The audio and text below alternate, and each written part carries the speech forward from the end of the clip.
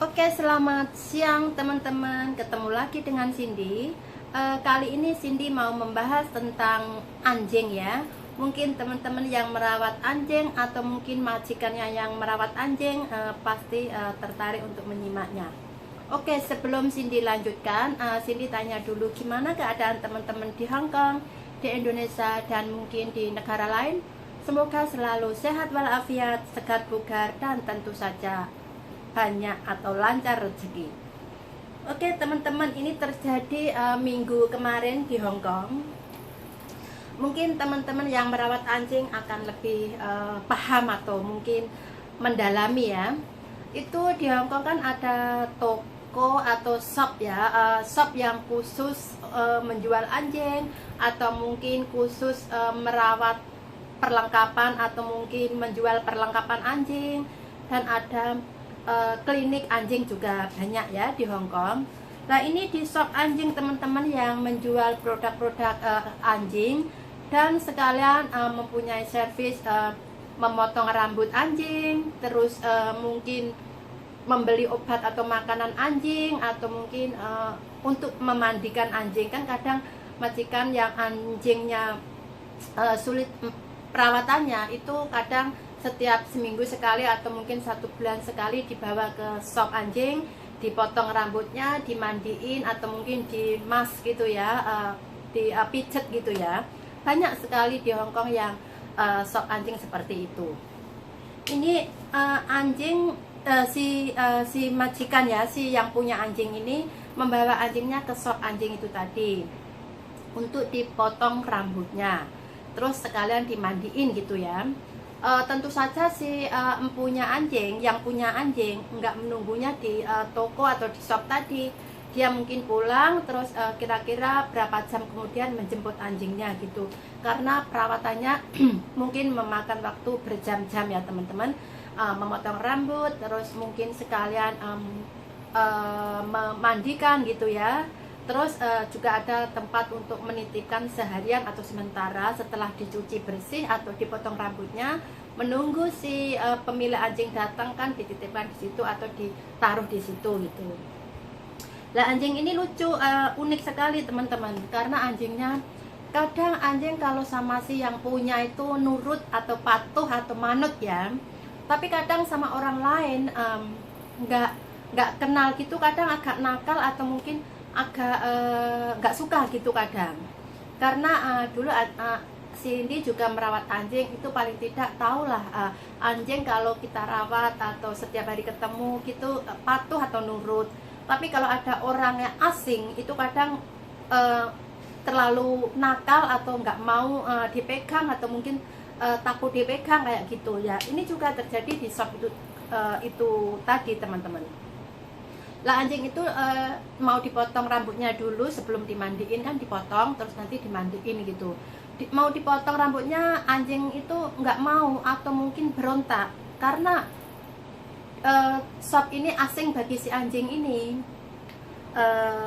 Terus si anak majikan yang punya shop itu kan si mamanya, ibunya, terus anaknya di situ yang bekerja gitu sambil menanganin atau maksudnya itu shopnya itu yang megang anaknya, tapi atas nama si ibunya yang punya shop, ibunya, anaknya yang kerja di situ.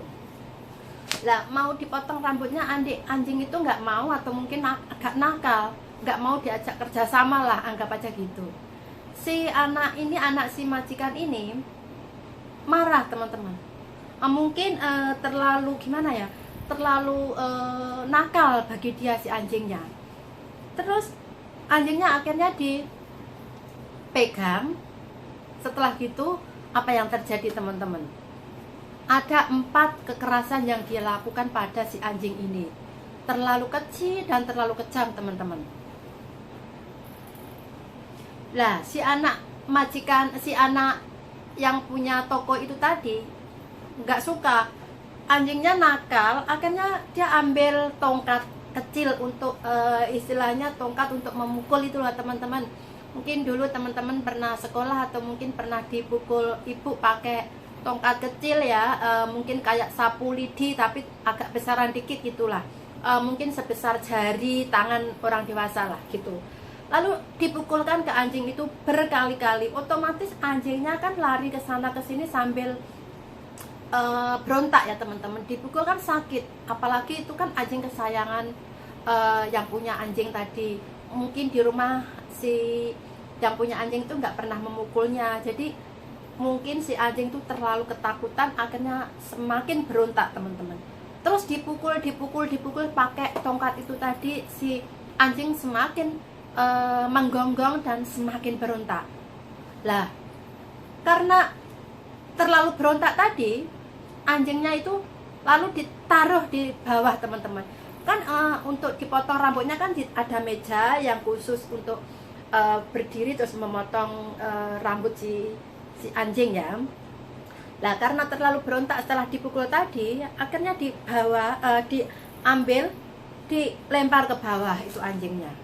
Anjingnya nggak terlalu besar, anjing kecil gitu loh, anjing yang lucu, imut gitu loh teman-teman.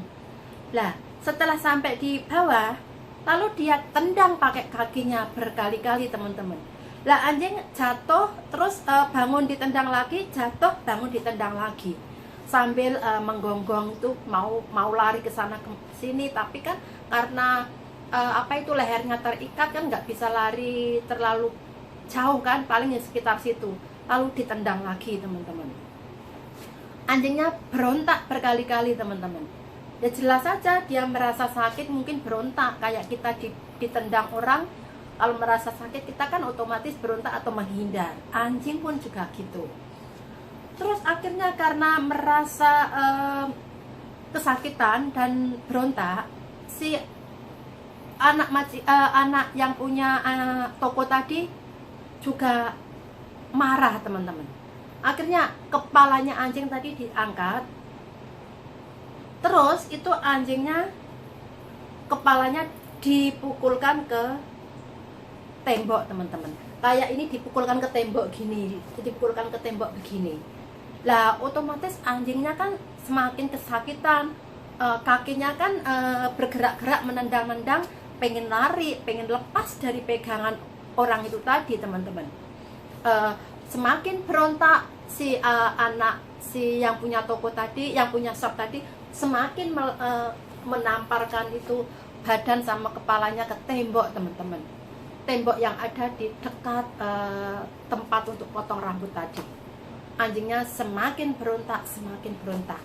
Kalau anak mungkin anjing itu udah menangis kesakitan teman-teman. Ya otomatis dia merasa sakit banget, sudah dipukul, ditendang, sekarang dilempar ke tembok.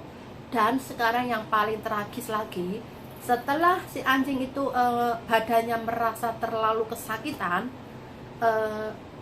dan berontaknya sudah nggak terlalu kuat karena mungkin capek atau mungkin kesakitan teman-teman, lalu si anjing itu masih dipegang lehernya itu, lalu diombang-ambingkan kayak gitu, kayak bandulan gitu teman-teman. Otomatis dia kan pusing itu teman-teman. Si anjing pusing, udah sakit, udah capek, udah nggak punya daya yang kuat. Akhirnya anjing cuma ngikutin aja, digoyang diombang-ambingkan orang itu tadi. Anjingnya sudah hampir kecapean teman-teman. Ya jelas udah berapa siksaan yang dia terima, udah benar-benar kesakitan. Akhirnya si anjing itu hampir kecapean, diombang-ambingkan itu. Kalau kita pasti akan pusing ya. Kalau si teman-teman anak kecil dibandulan itu, dibandulkan yang terlalu kenceng, mungkin anak-anak juga akan menjerit atau ketakutan atau mungkin pusing ya teman-teman. Apalagi badannya sudah sakit, sudah capek, udah loyo banget. Anjing itu akhirnya hampir kayak kita pasrah teman-teman. Setelah itu anjing itu hampir kecapean, hampir pasrah, ya udah diem aja, diapa-apain diem aja. Akhirnya dia anak shop itu tadi, anak yang punya shop itu tadi berhenti menyiksa dan barulah memotong rambut anjingnya dan memandikan. Anjingnya walaupun agak berontak tapi sudah tidak sekuat yang pertama tadi. Ya, akhirnya dipotonglah rambutnya, beres lah. Terus apa itu dimandiin juga, walaupun ada pemberontakan tapi terlalu kecil karena udah kecapean, udah kesakitan lah, hampir kayak pasrah gitu. Si anjing kan hampir sama seperti anak kecil ya teman-teman. Kalau udah kecapean, menangis seharian, disiksa, menangis kecapean atau terlalu kesakitan gitu, kalau mau diapa-apain, dipotong rambut atau dimandiin kan hampir diem, hampir pasrah kayak gitu. Anjing pun juga kayak gitu. Akhirnya setelah selesai dipotong rambutnya dan dimandiin, beberapa jam kemudian si empunya yang punya anjing menjemputnya untuk pulang. Sampai di rumah dia menyadari kayak ada sesuatu yang terjadi pada anjing kesayangannya tadi teman-teman. Akhirnya dia langsung lapor polisi, atau sebelum lapor mungkin dia juga menanyakan pada shop tadi, mungkin shop tadi mengelak atau gimana ya. Akhirnya dia lapor polisi dan diuruslah kejadian ini. Akhirnya sampai masuk ke pengadilan teman-teman. Karena di Hong Kong anjing, kucing itu kan sangat dilindungi. Barang siapa yang menyiksa anjing atau kucing, kalau yang punya anjing atau kucing tadi nggak terima, bisa lapor polisi dan bisa masuk ke hukum atau ke pengadilan. Dan akhirnya masuk ke pengadilan, si petugas pengadilan atau hakim setelah memutuskan palu, dia memutuskan kalau yang anak punya shop tadi kena hukuman selama 8 bulan teman-teman. 8 bulan hukuman sama denda uang. Nah, denda uang tadi berapa jumlahnya? Lah di news atau di televisi nggak dijelaskan berapa, tapi yang pasti juga agak banyak karena anjing tadi mengalami 4 penyiksaan. Dipukul, otomatis ada tulang-tulangnya yang patah atau tidak gitu ya.